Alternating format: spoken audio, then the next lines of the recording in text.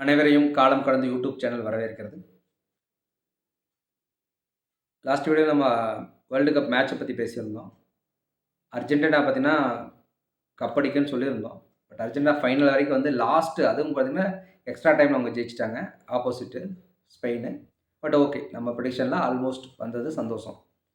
இப்போ இந்த வீடியோ நம்ம எதை பற்றி பார்க்க போகிறோன்னா, நிறைய பேர் சொல்லுவாங்க, நான் பிளானே பண்ணல, எதிர்பார்க்காம நான் வந்து ஒரு பயணம் போனேன், எதிர்பார்க்கவே இல்லை, விபத்தாயிருச்சு, திடீர்னு வந்து கல்யாணம் ஃபிக்ஸ் ஆயிடுச்சு, திடீர்னு எனக்கு லாட்ரியில் வந்துடுச்சு. எல்லாருமே திடீர்னு சடனாக, அதாவது நம்ம எக்ஸ்பெக்டே பண்ணாமல் ஒரு விஷயம் நமக்கு நடந்தது அப்படின்னா, அதுக்கு வந்து பார்த்திங்கன்னா நம்ம என்ன சொல்லுவோம்னா, திடீர்னு நடந்துச்சு, எதிர்பார்க்காம நடந்துச்சுன்னு சொல்லுவோம்.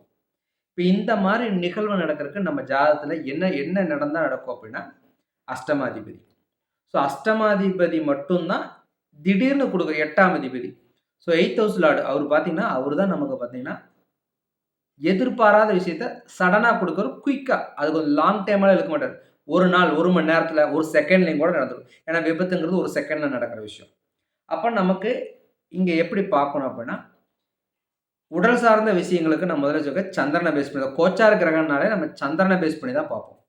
இப்போ நம்ம என்ன பண்ணோம், கோச்சார கிரகங்கள் தான் வந்து ஒரு திடீர்னு நடக்கிறதுக்கு யார் காரணமாக இருப்பாங்கன்னா, கோச்சார கிரகம் காரணம். அப்போ கோச்சாரத்தில் உங்களோட பிறப்பு ஜாதகத்தில் சந்திரன் எங்கே இருக்குன்னு பார்த்துக்குங்க. சந்திரனுக்கு 8ஆம் அதிபதி. இப்போ மேச ராசினா 8ஆம் அதிபதி யாராக வருவார்? செவ்வாயாக வருவார். ரிஷப ராசினா குருவாக வருவார். மிதுன ராசினா சனியாக வருவார். கடகம் சனியாக வருவார். சிம்மம்னா குரு வருவார். இப்படி ஒவ்வொரு கட்டத்துக்கும் 8வது அதிபதி இருப்பார். இந்த 8ஆம் அதிபதி தான் உங்களுக்கு ஒரு திடீர்னு கொடுக்கப்படுவார். திடீர்னு என்ன கொடுப்பார் அப்படின்னா, உங்கள் ஜாதகம் நீங்கள் எடுத்து வச்சுட்டு உங்கள் சந்திரனுக்கு, உங்கள் சந்திரன் இப்போ உங்களோட பிறப்பு ஜாதக சந்திரன் எங்கே இருக்குதோ அங்கே. ஃபார் எக்ஸாம்பிள் நான் மேசம்னு வச்சுக்கிறேன். மேசத்துக்கு 8ஆம் அதிபதி செவ்வாய், லக்னாதிபதியே 8ஆம் அதிபதியாக வர்றாரு. இப்போ 8ஆம் அதிபதி எங்கெங்கெல்லாம் போகிறாருன்னு பாருங்கள். 8ஆம் அதிபதி 2ல் இருந்தார்னா திடீர் பண வரவாக இருக்கலாம், திடீர் ஒரு ஃபேமிலி மீட்டிங், திடீர்னு ஒரு ஃபேமிலி மீட்டிங் இருக்கலாம். இதே பார்த்தீங்கன்னா 3ல் போகிறாரு அப்படின்னா, 3ங்கிறது அப்படின்னா நம்ம என்ன சொல்லலாம், ஒரு வெற்றின்னு சொல்லலாம், சில டைம் விபத்துன்னு சொல்லலாம். அப்போ 3ஆம் இடத்துக்கு செவ்வாய் போகும்போது நம்ம கவனமாக இருக்கணும். அப்போ 4ஆம் இடத்துக்கு போகுது, வீடு வாகனம், திடீர்னு நான் கார் வாங்கினேன், திடீர்னு நான் 2 வீலர் வாங்கினேன் அப்படின்னா எப்படின்னா, உங்களை அதாவது நம்ம பிளானே பண்ணல. இந்த ஒரு சில பேர் வருஷ கணக்கில் பிளான் பண்ணுவாங்க கார் வாங்குறதுக்கு. ஆனால் பார்த்தீங்கன்னா சடனாக போவாங்க, சடனாக புக் பண்ணுவாங்க, வந்துடுவாங்க. இதெல்லாம் எப்படின்னா அஷ்டமாதிபதி துணை இருந்தால் மட்டும்தான் நடக்கும். அப்போ நம்ம அஷ்டமாதிபதி எந்த பாவத்தில் போயிட்டு இருக்கிறாரோ அது சம்மந்தப்பட்ட விஷயங்கள்லாம் நமக்கு வந்து சடனாக கிடைக்கும் அப்படின்னு நம்ம சொல்லலாம்.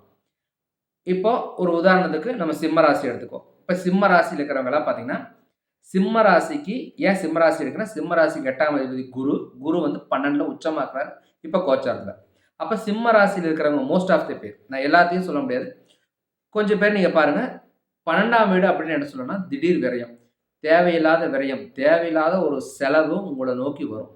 உங்களோட பொருளோ ஏதோ ஒன்று விற்க வேண்டிய சூழ்நிலை வரலாம், இல்லை உங்கள் கையில் இருக்கிற காசு விரயமாகலாம், இல்லை திடீர் பயணம் மேற்கொள்ளலாம்.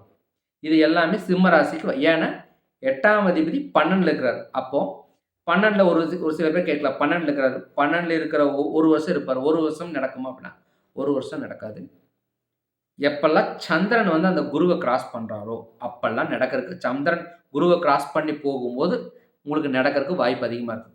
இப்போ 12 மாதம், ஒரு வருஷம் இருப்பார்னு வச்சுக்கோங்களேன், ஒரு 12 மாதம் அந்த சந்திரன் குருவை கிராஸ் பண்ணும்போது தான் நீங்கள் கவனமாக இருங்க. உங்களுக்கு தேவையில்லாத விரயமோ இல்லை திடீர் பயணமோ வருதான்னு செக் பண்ணி பார்த்துக்கோங்க. இப்போது ரிஷப ராசி எடுத்துக்குவேன். ஏன் ரிஷப ராசினா அவருக்கும் 8ஆம் அதிபதி குரு. அப்போ அவர் 3ல் உச்சமாக்குறார். அப்போ 3ல் உச்சமாக்குற திடீர் நீங்கள் எதிரே பார்க்க மாட்டே திடீர் ஒரு ப்ரொமோஷனாக இருக்கலாம், இல்லை அப்படின்னா திடீர் விபத்தாக இருக்கலாம். ஏன்னா 3ஆம் வீடுங்கிறது விபத்தையும் குறிக்கும். அப்போ நீங்கள் அன்எக்ஸ்பெக்டடாக இது எப்போ நடக்குன்னா, சந்திரன் கடகத்துக்குள்ளே வரும்போது, குரு அங்கே இருக்கிறார். ஏன்னா குரு அஷ்டமாதிபதியை யார் ஆக்டிவேட் பண்ணுவார்னா சந்திரன் கிராஸ் பண்ணும்போது தான் ஆக்டிவேட் ஆகும். இன்னும் சொல்லப்போனால் இந்த 12 மாதத்தில் எப்போ நடக்கும் அப்படின்னா, இந்த சூரியனும் அந்த கடகத்தை நோக்கி வரும்போது இன்னும் எக்ஸாக்டாக துல்லியமாக நடக்கும்னு நம்ம சொல்லிடலாம். சூரியன் இந்த கடகத்தை கிராஸ் பண்ணிட்டாருன்னா அது நிகழ்வு நடக்கும்னு சொல்ல முடியாது. ஆனால் சூரியன் மட்டும் கடகத்தை நோக்கி வரும்போது, சந்திரன் அங்கே வரும்போது அந்த குறிப்பிட்ட 2 நாட்களில் உங்களுக்கு கிடைக்கக்கூடிய விஷயங்கள் சடனாக கிடைச்சிடும்.